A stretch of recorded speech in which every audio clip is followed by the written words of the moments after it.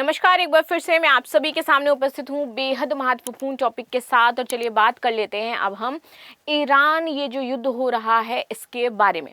देखिए, इस युद्ध के कारण जो पूरी दुनिया का इंटरनेट है वो खतरे में है।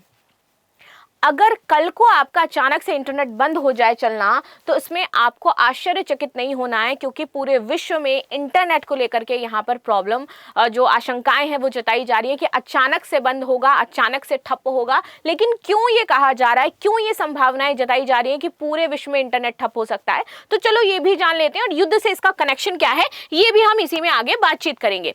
मेरा नाम है प्राची मिश्रा और आप सभी का बहुत बहुत स्वागत है संस्कृति IAS के इस प्लेटफॉर्म पर। पश्चिम एशिया में ईरान इजराइल तनाव ना केवल आपकी जो ऊर्जा सुरक्षा है उसको प्रभावित कर रहा है, बल्कि आपकी जो इंटरनेट सुविधाएं हैं उसको भी सस्पेंड करने वाला है। सस्पेंड कैसे करेगा और कैसे काम ठप्प होगा, तो देखिएगा, ये समुद्री रास्ता ना केवल तेल और गैस की आपूर्ति करता है, बल्कि आपको पता होना चाहिए कि जो इंटरनेट है, इंटरनेट के जो वायर्स होते हैं वो भी हमारे समुद्र में बिछाए गए हैं। बल्कि इंटरनेट डेटा के लिए भी डिजिटल चोक पॉइंट यहाँ पर बनाया गया है। भारत का अधिकांश जो अंतरराष्ट्रीय जो इंटरनेट ट्रैफिक है ना, वो इसी मार्ग से ही गुजरता है। और समुद्र में आपने देखे होंगे इस तरीके से काफी बड़े बड़े जो वायर्स हैं वो आपके रहते हैं। ठीक है, आगे बात कर लेते हैं। तो ये इमेज में आप देखो, इसी तरीके से समुद्र में ये वायर्स बिछे हुए हैं। अगर मान लो युद्ध में कोई भी समस्या होती है, समुद्र में इस तरीके से अगर बमबारी होती है या फिर पत्तनपोत, इन पर बम गिराए जाते हैं, तो ऑफ कोर्स ये आपका प्रभावित होगा। समुद्र के नीचे बिछी केबल्स पर खतरा तो दुनिया का लगभग 99% की मैं बात कर रही हूं, और ये ऑन रिकॉर्ड ऑन डेटा है। ऑन रिकॉर्ड जाकर के आप चेक कर लीजिएगा। दुनिया का लगभग 99% अंतरराष्ट्रीय डेटा फाइबर ऑप्टिकल्स जो केबल हैं इनके जरिए जाता है। मुंबई चेन्नई को यूरोप और पश्चिम एशिया से जोड़ने वाली प्रमुख केबल जैसे कि आपका CME, WE4, IMEV और फाल्कन इसी मार्ग से गुजरता है। युद्ध और ड्रोन हमलों की संभावना के कारण केबल्स की मरम्मत और रखरखाव में अब बाधा आ रही है, क्योंकि वहां तक पहुंच ही सुनिश्चित नहीं हो पा रही है।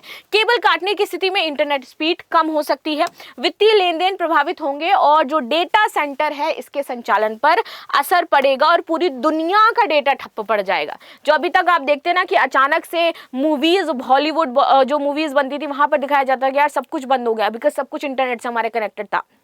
वैसी स्थिति जो है उत्पन्न हो सकती है आज के समय में। युद्ध की स्थिति में केबलों पर कितना खतरा है, तो मध्यम से अगर हम उच्च जोखिम है वहां तक पूरा अगर एक एनालिसिस करें तो हमें पता चलेगा भाई कि जो विशेषज्ञ हैं वो कहते हैं कि युद्ध की स्थिति में सबमरीन केबल्स पर मध्यम से उच्च स्तर तक जोखिम होता है। जैसे ये कारण है कि कई प्रमुख केबल लाल सागर, फारस की खाड़ी और जो हॉर्मुज जलडमरू है यहाँ पर संवेदनशील क्षेत्रों से गुजरती हैं, और इन क्षेत्रों में अब तो मरम्मत नहीं हो सकती है। रीजन इज दैट कि वहां तक पहुंच ही नहीं पा रहे हैं। ठीक, चलो और बात करें तो प्रत्यक्ष सैन्य हमलों का जोखिम, मिसाइल और ड्रोन या फिर नौसैनिक कार्रवाई से यहाँ पर तो केबल बिछाने वाले जो जहाज हैं, रिपेयर जो जहाज हैं वो हमले ग्रसित हो सकते हैं, लोगों की मृत्यु हो सकती है इसमें। प्लस केबल लैंडिंग जो स्टेशन बने हुए हैं स्पेशली वो प्रभावित हो सकते हैं इन हमलों से, कि पूरा का पूरा जो स्टेशन है जहां से रखरखाव किया जाता है, जहां से चीजों को ठीक किया जाता है, वही पूरा उड़ सकता है। यदि लैंडिंग स्टेशन नष्ट हो जाए, जो वहां पर बनाया गया है लैंडिंग स्टेशन, तो नेटवर्क आपका पूरा का पूरा प्रभावित होगा, तुरंत बंद हो जाएगा। This is the main point. जैसे हम कहते हैं ना कि पावर हाउस होता है कंप्यूटर का, कौन होता है? CPU होता है, एक पावर हाउस होता है पूरी तरीके से, UPS होता है पूरी तरीके से जो बाकी बैकअप हमारा रखता है। और अगर ये सारी चीज़ें नष्ट हो जाएं, अगर ये हमारा लैंडिंग स्टेशन नष्ट हो जाए, तो नहीं मिलेगा आपको इंटरनेट किसी भी तरीके से। पूरी दुनिया का इंटरनेट ठप हो सकता है, उस पर्टिकुलर पूरे एक देश का इंटरनेट ठप हो सकता है। नाउ मरम्मत में बाधा, तो युद्ध क्षेत्र में रिपेयर जहाज प्रवेश नहीं कर पाते हैं, जिससे यदि केबल कट जाए तो उसे ठीक करने में कई सप्ताह लगेंगे या तो कई आपको महीनों लग जाएंगे। इसके बाद अप्रत्यक्ष नुकसान, समुद्री खदानें, जहाजों के लंगर, डूबे जहाज, इनमें केबल कटने की संभावना बढ़ जाती है। डेटा ट्रैफिक पर प्रभाव, यदि एक या फिर अधिक केबल प्रभावित हो जाए तो इंटरनेट स्पीड हमारी कम होगी। अंतरराष्ट्रीय बैंकिंग और जो फाइनेंशियल ट्रांजैक्शन है वो धीमे हो सकते हैं। क्लाउड सेवाएं, IT और डेटा सेंटर इससे प्रभावित होंगे। नाउ ये तो समस्या होगी। साथ ही साथ क्यों पूरी तरीके इंटरनेट बंद नहीं होगा, यहाँ पर पूरी तरीके क्यों ठप नहीं होगा, अगर इसकी बात की जाए तो क्या चीजें हैं, तो चलो ये भी समझ लेते हैं कि क्यों पूरी तरीके इसके बंद होने की संभावना बहुत कम हो जाती है। देखो, समुद्र में कई समानांतर केबल नेटवर्क होते हैं, एक तो नहीं होता है। डेटा को अन्य केबल या फिर सैटेलाइट नेटवर्क से डाइवर्ट किया जा सकता है, तो अगर हम ये डाइवर्ट कर पाए अच्छे से तो फिर हमें प्रॉब्लम नहीं होगी। इसीलिए आमतौर पर स्पीड कम होती है, लेकिन इंटरनेट पूरी तरीके से बंद नहीं होता है। और जब इंटरनेट की स्पीड बहुत ज्यादा स्लो हो जाएगी तो ये समझ लो कि वो बंद ही है एक प्रकार का। लाल सागर में समुद्री तल से होकर के गुजरने वाली अगर मैं केबल्स की बात करूं तो दीज आर द केबल्स। बेटा लुक एट द केबल्स, किस तरीके से ये केबल्स बिछी हुई हैं। ये फॉल्कन है, ये देखो यहाँ पर दिखाई दे रही होंगी, these are the Falcon cables. ये हमारी सीमी W5 है। इसी के साथ आगे और देख लो FAI, अगेन वही falcon.com यहाँ पर हो जाती है, फॉल्कन हो जाती है जिसको हम कहते हैं। आगे हमारी मेना CBI इस तरीके से बनी हुई है, सारी ये जाल बिछे हुए हैं। अब देखो, इसमें कोई भी अगर प्रभावित होता है, कहीं पर भी मरम्मत की जरूरत पड़ती है तो कैसे कर सकते हैं। ये हॉर्मुज़ की खाड़ी, युद्ध क्षेत्र, नहीं जा सकते हैं, यहाँ पर भी समस्याएं चल रही हैं, अगेन मरम्मत में दिक्कत आ रही है। ठीक, चलिए, समुद्र के नीचे बिछी फाइबर ऑप्टिकल केबल्स जो आपको इस तरीके से दिखाई देंगी, जिससे पूरे वर्ल्ड का इंटरनेट चल रहा है, पूरे वर्ल्ड में इस तरीके से बिछाई गई हैं, जिसमें हमारा प्यारा भारत भी आपको दिख जाएगा। ठीक है, चलिए आगे बात करते हैं। समुद्र के नीचे बिछी केबल आधुनिक इंटरनेट और अंतर्राष्ट्रीय संचार की रीढ़ होती हैं। इन्हें पारंपरिक पनडुब्बी संचार केबल भी कहा जाता है। नाउ आगे बात करें तो संचार और तकनीकी समझ लेते हैं इसकी। कोर, केंद्र का भाग, फाइबर ऑप्टिकल केबल की जो विशेषताएं हैं, सबसे पहले कोर समझिए। ये जो कोर है ना, ये हमारा ग्लास फाइबर होता है जो कि बहुत जल्दी टूटता नहीं है, बहुत ज्यादा मजबूत होता है ये, और डेटा को लाइट सिग्नल के रूप में ये भेजता है। इसके बाद होता है यहाँ पर क्लैडिंग, जिसको हम परत कहते हैं। फाइबर को लाइट रिसेप्शन या फिर रिस्ट्रिक्शन देने के लिए होता है। बफर कोटिंग, फाइबर की सुरक्षा और लचीलापन देने के लिए ये आपके इस तरीके से डिजाइन किए जाते हैं। 3 कोटिंग प्रॉपर इसमें होती है।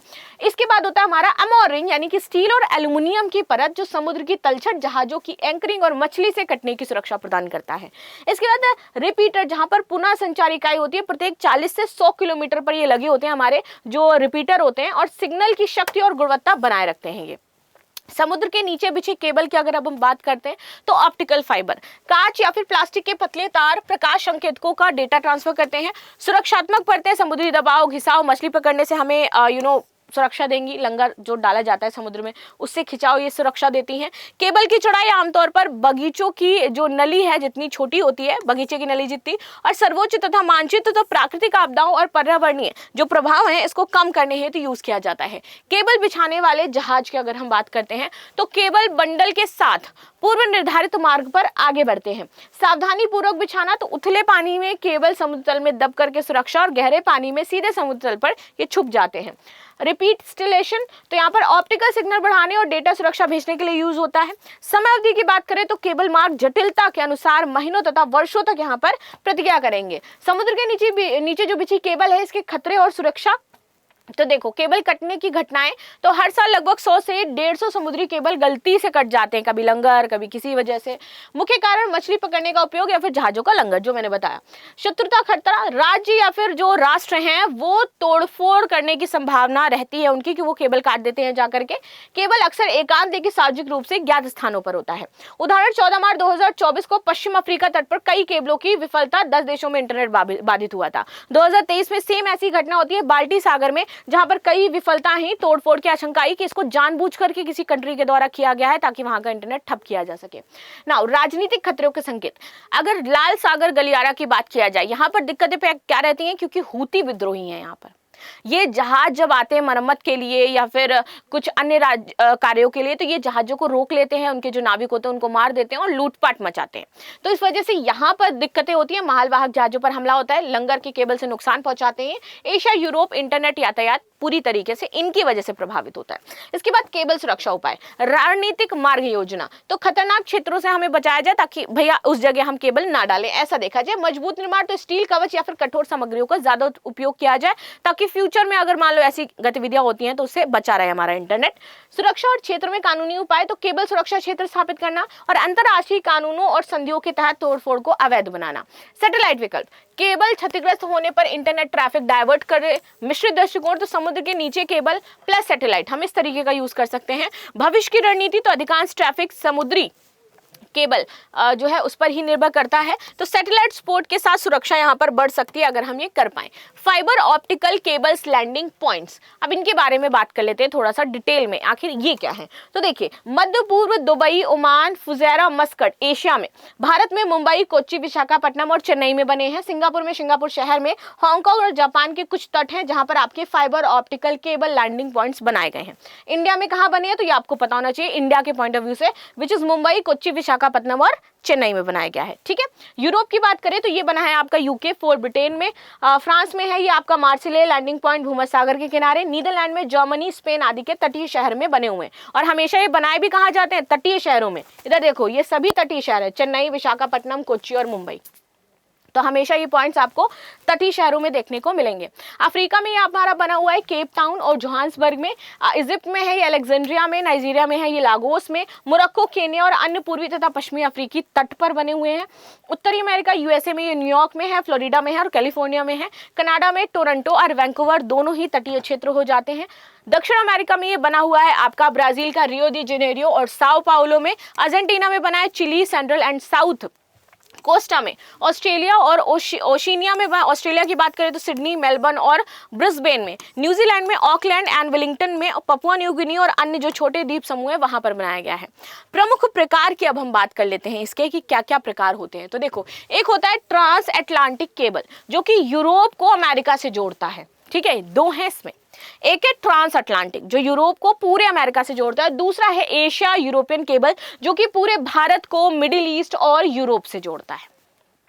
और मिडिल ईस्ट से जोड़ने के लिए आपको पता है समुद्री मार्ग कौन से हो जाते हैं, तो वहीं पर यूज किया जाएगा ना। उदाहरण के लिए जो हमारा CAME-V4 है और IME-V और फाल्कन है, ये भारत को मिडिल ईस्ट और किससे जोड़ रहा है, यूरोप से जोड़ रहा है। नाउ रीजनल केबल्स तो एक ही महाद्वीप या फिर नजदीकी जो देश होते हैं उनसे जोड़ती हैं। सो this is the news, this is the हमने एक खतरा जो भापा कि क्या क्या इससे हो सकता है। आपको केबल्स पता चली कि भारत को भैया किससे जोड़ा जाता है, क्या इसमें चीजें, कैसे रखरखाव किया जाता है। तो आप सभी किसको लेकर के क्या राय है जरूर बताइएगा। मिलते हैं नेक्स्ट क्लास में। लास्ट में आपके लिए क्वेश्चन है कि भारत का लगभग कितना प्रतिशत तेल और LNG shipment straight of Hormuz से गुजरता है, 20 से 25, 50 से 55, 70 से 75 या फिर 80 से 85। So this is the news what we discuss. मिलते हैं नेक्स्ट क्लास में, तब तक के लिए धन्यवाद। लाइक शेयर सब्सक्राइब करना बिल्कुल भी ना भूलें and thank you so much.